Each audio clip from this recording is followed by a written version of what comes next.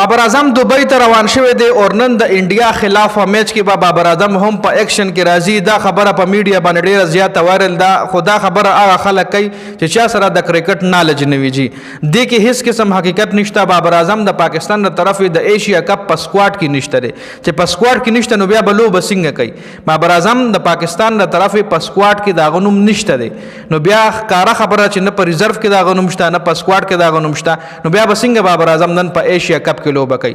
بابر اعظم دبئی ته تللی دی، بابر اعظم دبئی ته پرون تللی دی. د دې مطلب دا نه دی چې هغه د انډیا خلاف میچ د پاره تللی دی. بابر اعظم د پاره غټه خوشخبریانې هم راغلي دي چې د بابر اعظم څومره هم مینوال دي.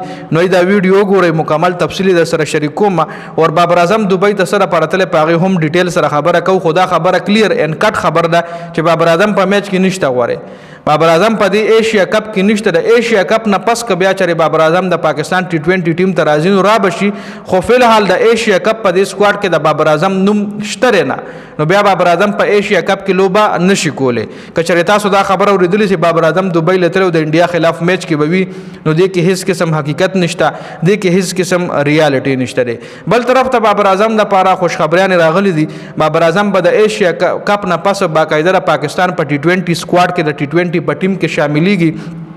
ځکه ډېر چې کوم سابقه کرکټرز وو هغه د پاکستان سلیکشن کمیټي په دې خبره مجبوره کړه چې تاسو بابر اعظم په ټیم کې واخلئ او ایشتل هم پکار دي. دې نه علاوه د محسن نقوي او د رمیز راجا ملاقات هم شو چې رمیز راجا محسن نقوي هم په دې خبره کنوینس کو چې بابر اعظم ته د T20 ټیم نه مډ ډراپ کوه.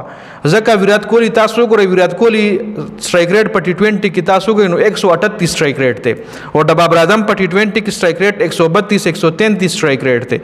نو دوه سټرایک ریټ دومره غټ فرق نشته دی، خو په ټیم کې به داسې یو کلاړي ته ساتي چې هغه تاله یو سایډ سنبال وساتي، یو سایډ نه هغه سټرایک روټیټ کوي او چې بال ولا میلاویږي چکه چوکه درله هم وي او وکټ یې تاله نیولي وي، مطلب وکټ باندې سټې کوي.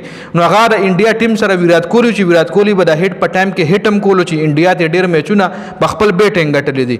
خو انفارچونیټلی پاکستان د طرف بابر اعظم خو ویرات کوهلی سره په بل اینډ باندې سکور چلولو والا کلاړیانو او د بابر اعظم بدقسمتي دا چې بابر اعظم سره بل اینډ باندې چلولو والا سکور کولو والا کلاړیان نشته په ټیم کې.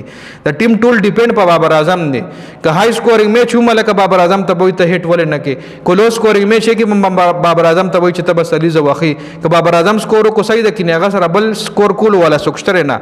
او د ویرات کوهلی خوشقسمتي دا وه چې ویرات کوهلی سره به نور سکور کولو والا کلاړیانو، روهت شرما به نور کلاړیان به چې به سره سکور کولو، سکور به د هغې تلو روان به. خو د بابر اعظم په ایرا کې د بابر اعظم په ټایم کې د پاکستان ټیم کې داسې کلاړي نو چې هغه سره به سکور مخکې بوتلو. بابر اعظم به یوازې فخر زمان به سره کله کله میچ چلولو، رضوان به چلولو، چېرته کله کله به یو کلاړي د بابر اعظم نه بغیر کلیک شو.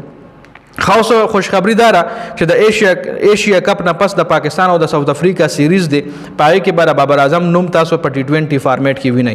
بابر اعظم نوم به تاسو لا په T20 فارمیټ کې ښکاره شي. جی بابر اعظم به د پاکستان T20 ټیم ته ښه باقاعده افیشلی واپسی کوي. نو دا مکمل اپډیټ شو. د ویډیو کتلو زیاته مننه. والسلام.